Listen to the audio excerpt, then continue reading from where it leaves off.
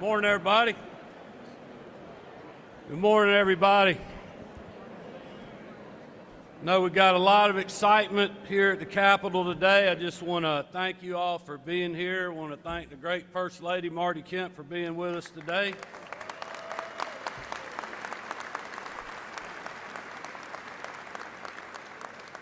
I also want to thank a couple of guys that have really been working with us on multiple things leading up to the legislative session, and certainly today is no different. Our Lieutenant Governor Burt Jones and Speaker of the House John Burns. We appreciate you guys.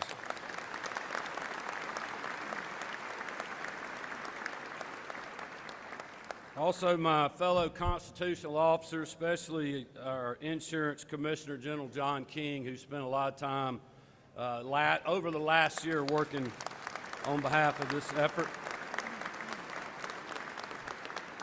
And we're honored to have Congressman Mike Collins with us today. Mike, thank you for your leadership on the Lake and Riley Act.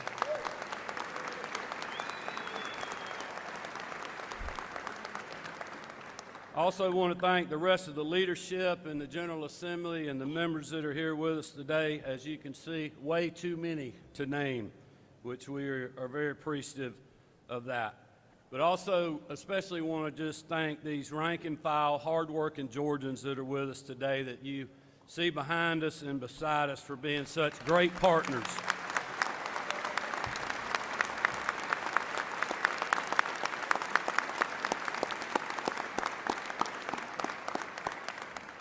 I just want to thank you all for being such great partners in addressing one of the biggest issues facing our state.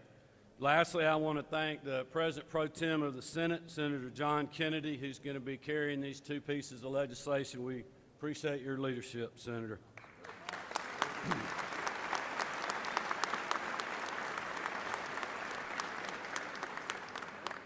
As you know, over the last year, my administration has gathered the data. We have listened to our constituents and job creators and received input from stakeholders across the spectrum when it comes to improving Georgia's legal environment. Starting last session, as you know, we passed and I signed House Bill 1114, which gave the Insurance Commissioner's Office and General John King the tools that he needed to take a deep dive on our state's insurance marketplace. The Commissioner and his office found a long list of concerning data points.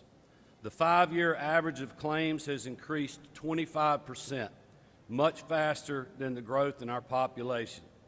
The percentage of cases with legal representation that awarded the full limit of the insurance policy continues to increase, far outpacing those without. And the number of large claim awards over $1 million also has steadily increased. I appreciate Commissioner King and his team working so diligently on this and coming forward with hard facts, but also potential solutions to these problems. As you all know, we didn't just stop at gathering data. We wanted to hear from hardworking Georgians on the ground trying to start, operate, or grow their own business. As a small business owner myself for over 35 years, I know that sometimes policymakers lose sight of what's really going on with our entrepreneurs who are trying their best to keep the lights on, hire and retain employees, and put food on the table for their loved ones. Our team invited legislators and job creators from all corners of the state to 3 separate roundtables to better understand what they're facing and how we can have their backs. What we heard at the roundtables supported Commissioner King's report, highlighted that the status quo is unacceptable, and confirmed that tort reform is desperately needed. I think you can certainly see that here today. As I said in my State of the State address, their experiences range from double or triple-digit insurance premium increases to not even being able to find coverage altogether. Others knew they couldn't afford to fight frivolous cases for years at the cost of hundreds of thousands or millions of dollars, even when they had a good case. In our healthcare industry, we heard the impact of Georgia's civil practice laws are widespread and unsustainable. Young doctors and healthcare providers choosing other states to practice, hospitals facing ever-increasing costs, and facilities forced to limit the services they provide just to stay afloat. The end result of these stories isn't theoretical. It is real. It is very real to the future of our state and the future prosperity of our families and communities. If your neighborhood doesn't have a grocery store, if your hometown and surrounding counties don't have an OBGYN, if the local family-owned restaurant is forced to raise prices again and again or go out of business altogether, if the child care facility your son or daughter attends has to close its doors, if your car insurance premium goes up, just like it did last year, those are real jobs, potentially gone forever. Those are real costs that every single Georgian has to pay. Grocery stores, hospitals, road pavers, small business owners, truckers, restaurants, mom and pop stores, retailers, gas stations, doctors, child care facilities, and hardworking Georgians across our state are all telling us the same thing. Georgia needs tort reform, and they need it now.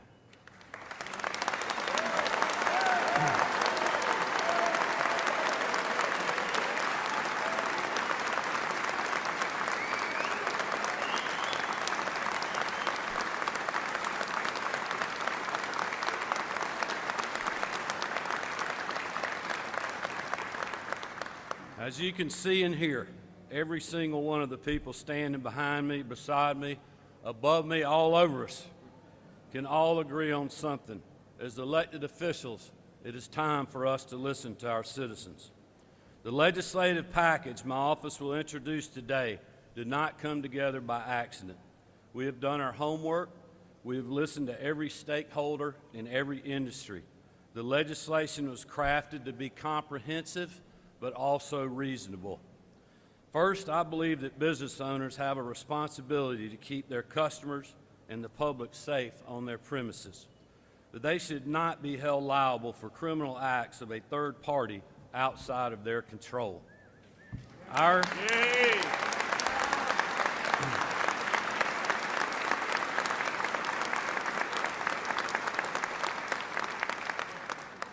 Our legislation will address premises liability and ensure we support job creators who simply want to open their doors, employ hardworking Georgians, and serve their local communities. Second, the legislation will protect the authority of our jurors to decide damages for pain and suffering instead of attorneys on both sides of the case throwing out imaginary numbers in an attempt to influence the jury's decision-making. Next, we believe liability should be established before a jury can hear details and evidence of plaintiff's damages. Our bill allows parties to request trial bifurcation so that both sides are able to give their side of the story clearly and in a timely manner. I believe it's safe to assume that everyone here today wore their seatbelt on the way to the Capitol. Unfortunately, under current Georgia law, if you have been involved in a car accident with someone who recklessly chose not to wear their seatbelt, that evidence could not be shown to the jury at your trial. This simply defies common sense, and our bill will rectify that.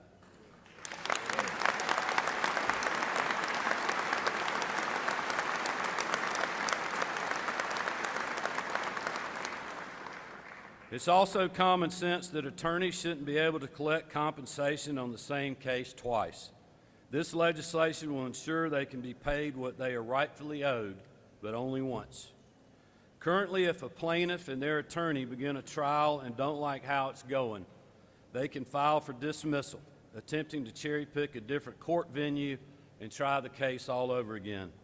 This is simply unfair to the defendant, the court, the jury, and the taxpayers who foot the bill for these public services, not to mention delaying justice for all involved. Our legislation makes it clear that as a plaintiff, you don't get multiple bites at the apple. The bill simply aligns Georgia's procedures with the federal civil standard on this issue and also on the procedure for a defendant's motion to dismiss. The final two issues included in my administration's tort reform package will ensure truth in damages and transparency in third-party litigating funding. I firmly believe that if you have been harmed, you deserve justice, and you deserve to be made whole in court. However, in our state, juries are prevented from knowing how much a plaintiff actually paid in medical cost. Instead, the awards to the plaintiff are based on initial medical bills that are rarely the true amount plaintiffs actually pay and are often astronomically higher than what is paid. Our legislation simply requires the plaintiff to show the jury their actual medical costs when the jury is deliberating on that compensation.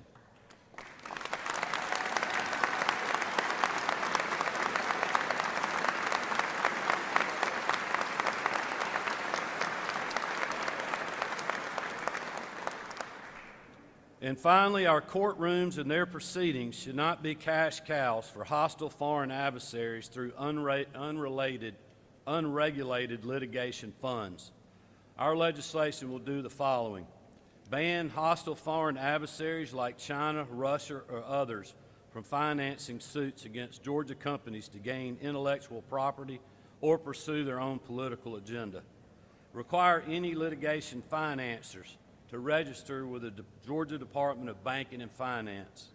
Establish basic guidelines for litigation funds that protect consumers and plaintiffs from predatory practices like bogus fees or sky-high interest rates. And make third-party litigation agreements discoverable by the other party in a case.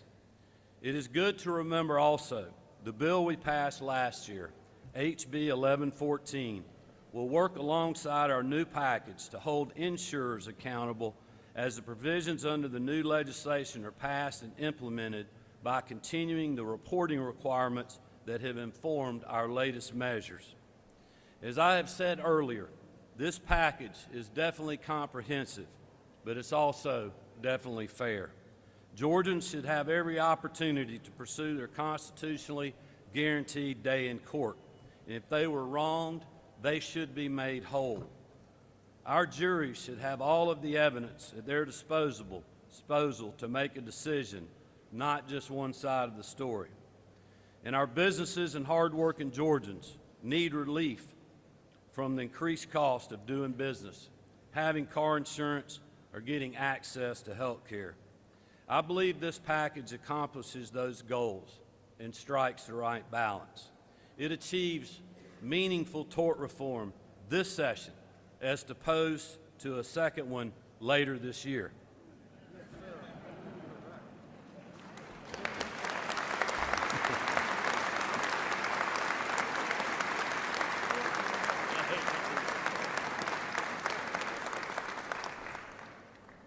But most importantly, it puts hardworking Georgians first. It ensures that our state will continue to be the best place to live, work, and raise a family for generations to come. So thank you all for being here. We're looking forward to getting to work on this legislation. May God bless you, and may God continue to bless the great state of Georgia.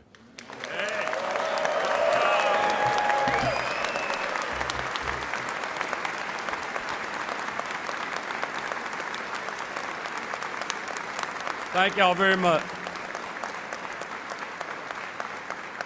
Thank y'all very much, and with that, it's my honor to turn the podium over to our Lieutenant Governor, Burt Jones. All right, thank you. Appreciate it. Thank you. Thank you, Governor. That was a great synopsis, and I appreciate your leadership on this. Good to be with the Speaker, the Commissioner here, my Congressman, Mike Collins, and our author of John Kennedy here. It's good to have all of you here.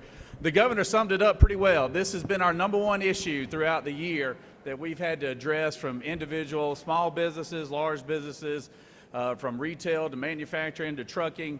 Literally every aspect of the state, every business aspect of the state has been affected by this. I want to just make very clear to everyone here, this is not an anti-lawyer bill. This is not a pro-insurance, big insurance company bill. This is a pro-Georgia consumer bill, is what this is.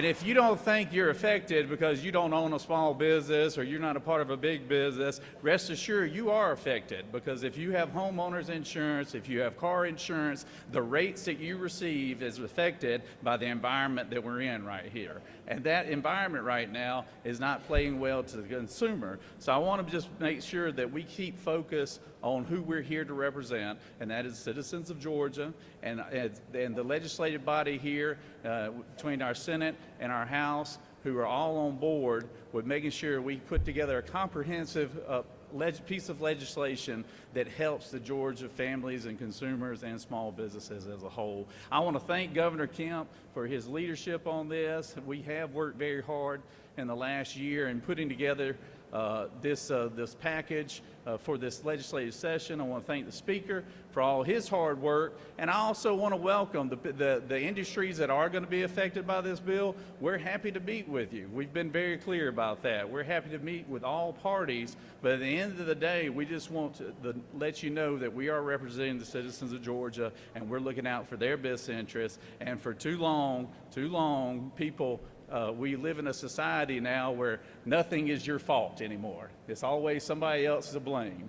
And insurance and consumers are made, insurance is set up to make you whole. That's the definition of it. It is not a lottery ticket. And too many times it's been treated like that.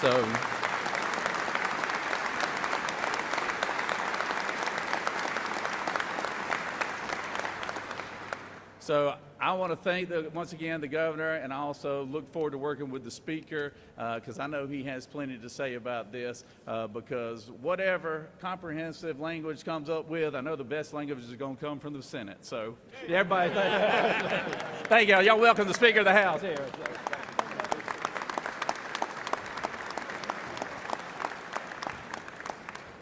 Thank you, Lieutenant Governor Jones. I think.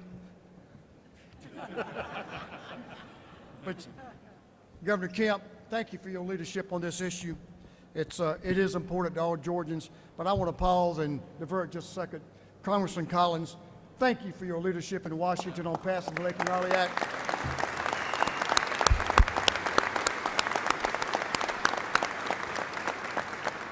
And thank you for being here with us today.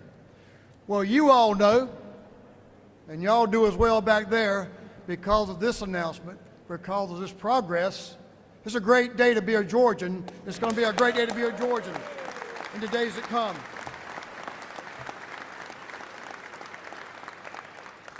Today, we are celebrating another step in the right direction for our state as we continue championing policies that keep Georgia the best place to live, work, and raise a family and do business for generations to come. It's no secret, we like to brag, for 11 consecutive years, Georgia has been named the #1 place in this country in which to do business. We're proud of that. This historic accomplishment is not by accident. I think we all realize that. Rather, it is a result of decades of strategic, conservative, common sense legislation and leadership from our state's governors, General Assembly, and our local officials. While we're all proud of those accomplishments, we know that we must continue pushing forward legislation that secures our success in the future. During the interim, I was glad to join Governor Kemp, Lieutenant Governor Jones, Commissioner King at the roundtables around the state where we heard from Georgia's businesses about the issues they are facing. And one thing each day was abundantly clear. The cost of insurance is crippling many businesses in this state who are already struggling to stay afloat with the high cost of inflation and policies that we're going to change. We know that sensible, measured lawsuit reform is needed to return stability to our insurance market and balance to our courtrooms. The House over the years has championed several pieces of lawsuit reform, including direct action and bad faith claims legislation that we passed last year. But we're looking forward to supporting Governor Kemp, his comprehensive plan that will continue to balance the scales of justice and stabilize insurance rates in Georgia. All the while protecting the rights of Georgians with legitimate claims for damages and bringing our legal environment in line with our neighboring states. Governor Kemp, thank you for your strong, forward-looking leadership on this issue. The future of our economy, our business environment, and our state depends on getting this job done right. And the Georgia House stands ready to support your efforts this session. Thank you all for being here, and it's my great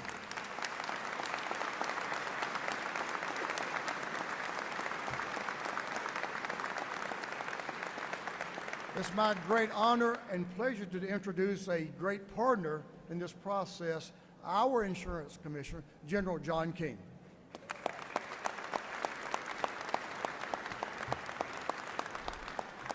Governor, thank you so much for your courage.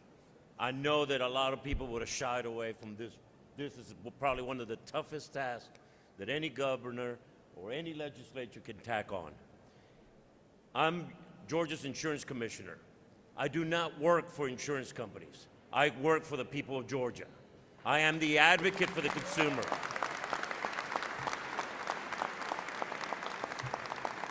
My number one task is to represent the people of Georgia to make sure they have access to affordable and high-quality insurance products. We are out of balance, and this legislative package addresses that problem. I never forgot, as an Atlanta police officer, I never worked north of North Avenue. I work in Southeast Atlanta, in those small convenience stores where the majority of Georgians buy their groceries are getting snuffed away. People are having to drive farther and farther away to get their basic groceries. We want to talk about food deserts. This is what's causing the food deserts. People not having access to affordable, high-quality insurance. This legislation addresses. I look forward to continuing to work, not only to hold the insurance industry accountable, but also working with the legislature. Thank you all so much.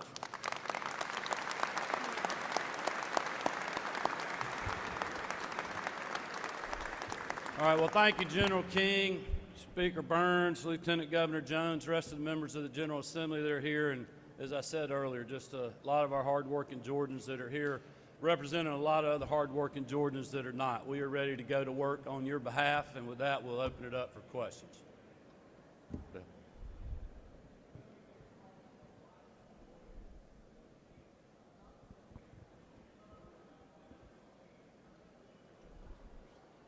Well, look, we know this is a legislative process.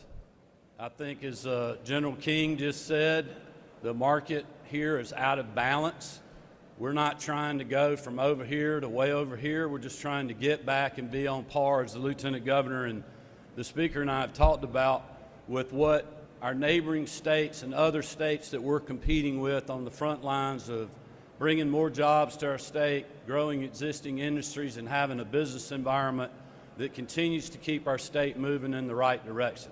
So we're not asking to do something that's completely out of the box here. We're just trying to get on a level playing field with those states that are around us and others like Texas that we're competing against in this marketplace. And that's why I keep saying, you know, this is comprehensive legislation. We feel like it's very reasonable in the things that we've done. We know that there may be people on the other side of this issue that disagree with that. But at the end of the day, like I said, we got to get something done now. The people around me right now, the people above me, we cannot afford even another year of this. And that is why we need to do this session, do that this session. If we don't, we'll have another one this year to tackle this issue.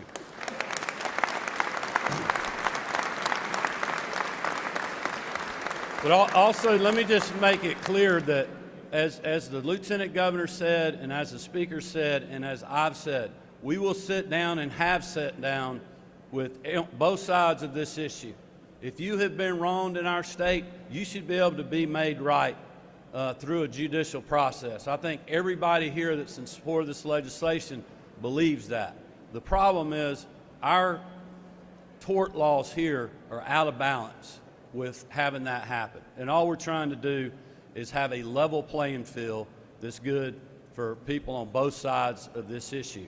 And so, you know, just saying, no, I don't like this, to me, that is not a good answer.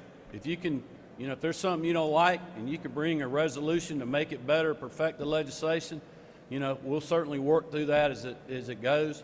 But today we're introducing a piece of legislation that we feel like is comprehensive but also reasonable, and we're going to be pushing hard to get that done.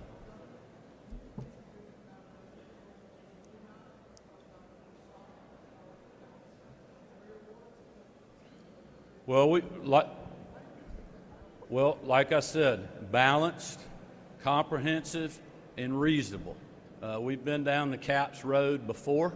There may be others in this building that are interested in looking at that. We'll certainly be willing to talk with them and anybody else that thinks that needs to be a piece of the puzzle.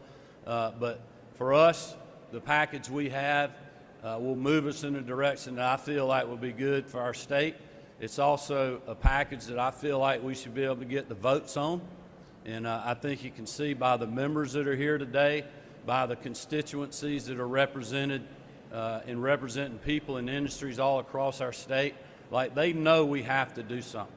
I mean, I just had a guy call me yesterday and said, look, I can't be at the Capitol today, but I want to thank you for having the courage to take this issue on. But like, I can't even put my name on my company trucks anymore because I feel like I'm going to be targeted. That's when things are out of balance in our state.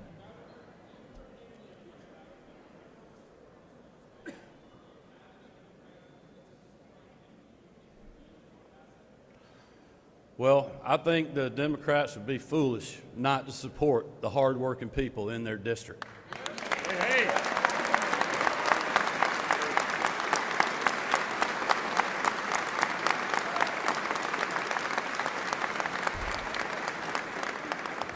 And we're going to be working with them to convince them of why they should vote for this, not necessarily trying to call them out or twist their arm at this point. But I can tell you, everybody that's here today that's affected by this issue, I have heard you. Now it's time for them to hear you as well.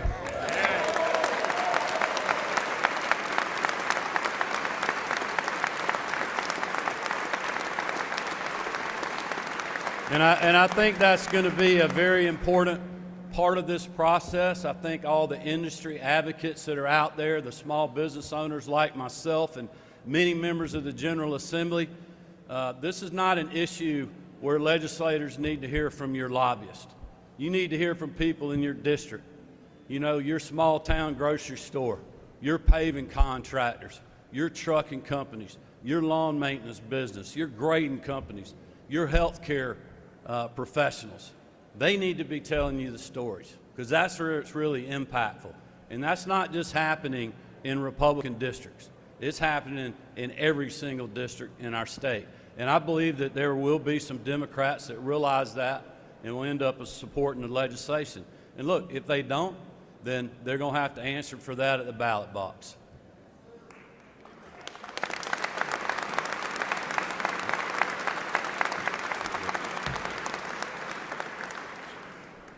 Y'all good? All right, thank y'all for being with us. Appreciate it. Have a great day.